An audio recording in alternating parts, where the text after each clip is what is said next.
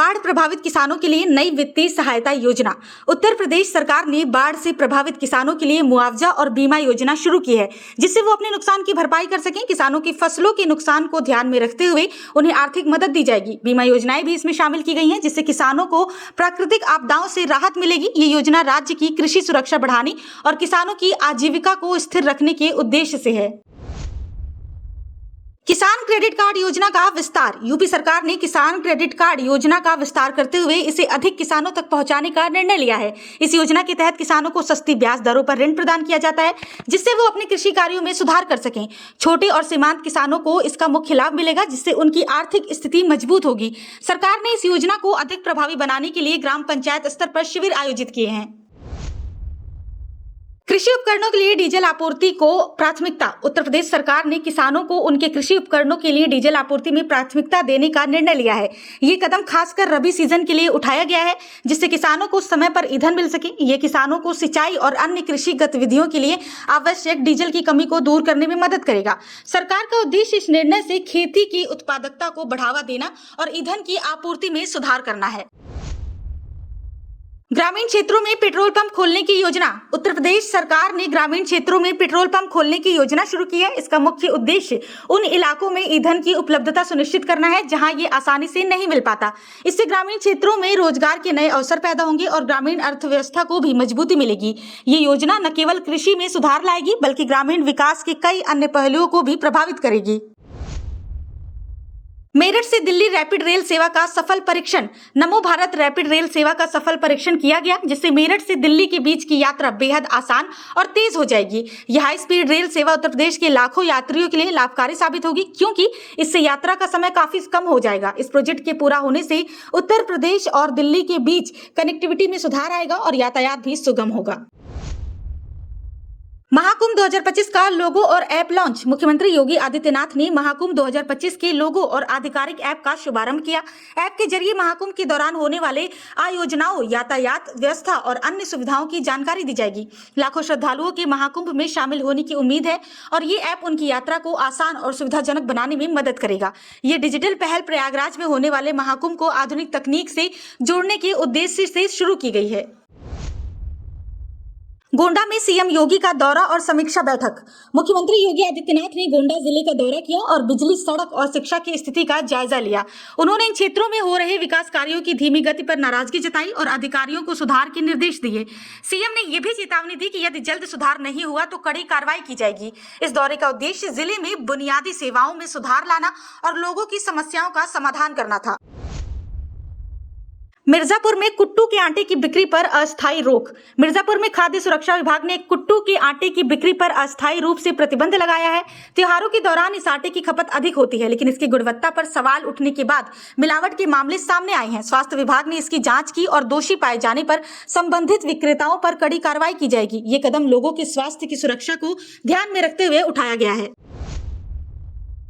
लखनऊ में मानसून की विदाई, ठंड के आसार। लखनऊ और पश्चिमी उत्तर प्रदेश में मानसून की विदाई हो गई है और इसके साथ ही ठंड के संकेत भी मिलने लगे हैं। मौसम विभाग के अनुसार दिसंबर तक पश्चिमी यूपी में तापमान में गिरावट आएगी, जिससे ठंड का प्रभाव बढ़ेगा। किसान अब रबी फसल की तैयारी कर रहे हैं। इस बदलाव के साथ राज्यों में खेती के लिए अनुकूल मौसम बन रहा है, जिससे किसानों को फसल की कटाई और बुआई का अवसर मिलेगा।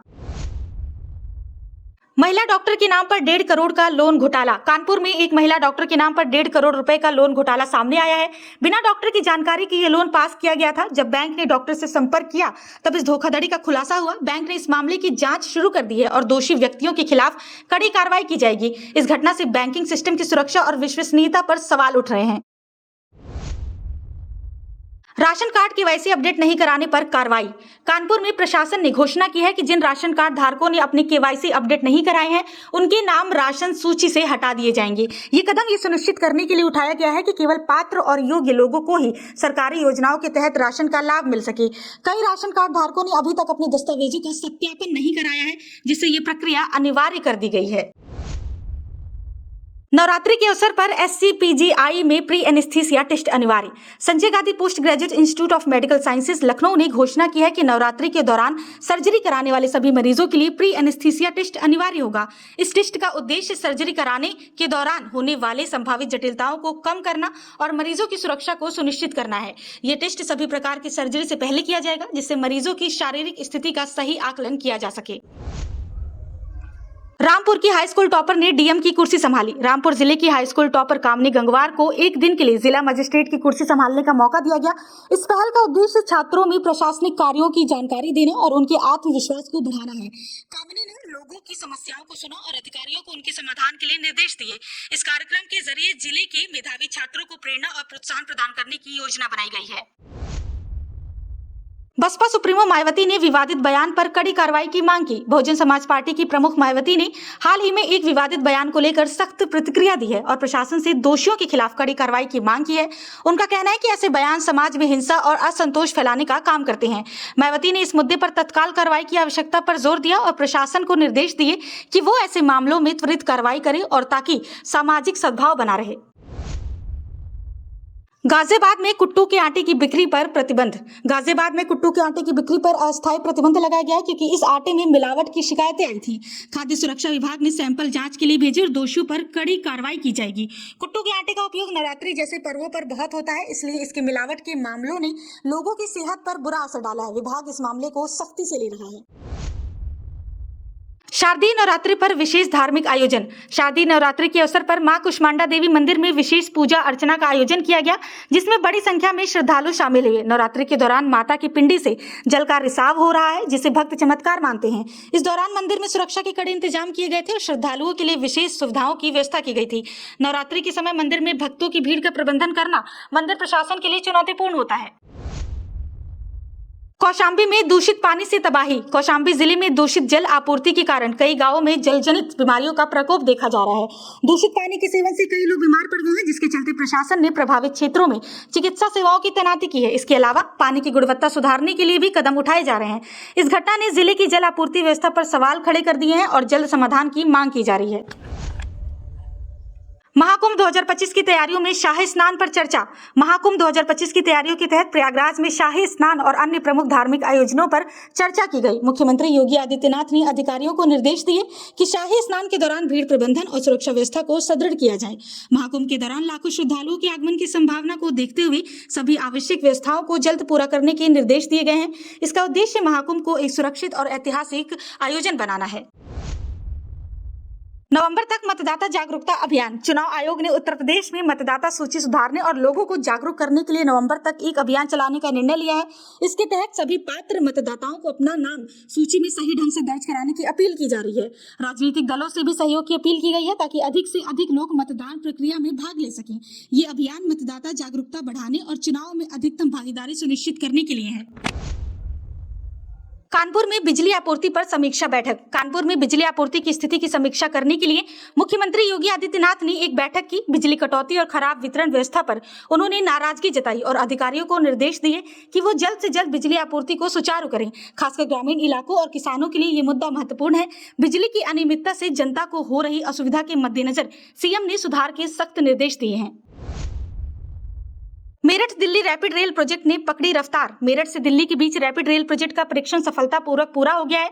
ये प्रोजेक्ट राज्य की इंफ्रास्ट्रक्चर योजनाओं में एक बड़ा कदम है, जिससे मेरठ और दिल्ली के बीच यात्रा का समय काफी कम हो जाएगा। यह हाई स्पीड रेल सेवा जल्द ही चालू की जाएगी, जिससे यात्रियों को तेज और सुविधाजनक परिवहन सेवा का लाभ मिलेगा। ये प्रोजेक्ट राज्य की परिवहन क्षमता को बढ़ाने के लिए एक महत्वपूर्ण पहल है। गोंडा में विकास कार्यों की समीक्षा। मुख्यमंत्री योगी आदित्यनाथ ने गोंडा जिले में विकास कार्यों की समीक्षा की। उन्होंने बिजली, सड़क और शिक्षा की स्थिति की प्रगति पर चर्चा की और संबंधित अधिकारियों को निर्देश दिए कि कार्यों में तेजी लाई जाए। सीएम ने कहा कि विकास कार्यों की धीमी गति से जनता को असुविधा हो रही है और अगर सुधार नहीं हुआ तो सख्त कार्रवाई की जाएगी। सरकार का उद्देश्य है कि सभी बुनियादी सेवाओं का लाभ समय पर जनता तक पहुंचे।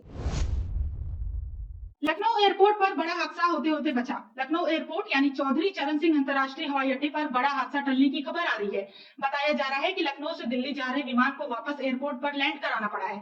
एयर इंडिया AI 432 विमान में कुछ तकनीकी खराबी आ गई थी, जिसके चलते विमान को तुरंत लैंड कराया गया है।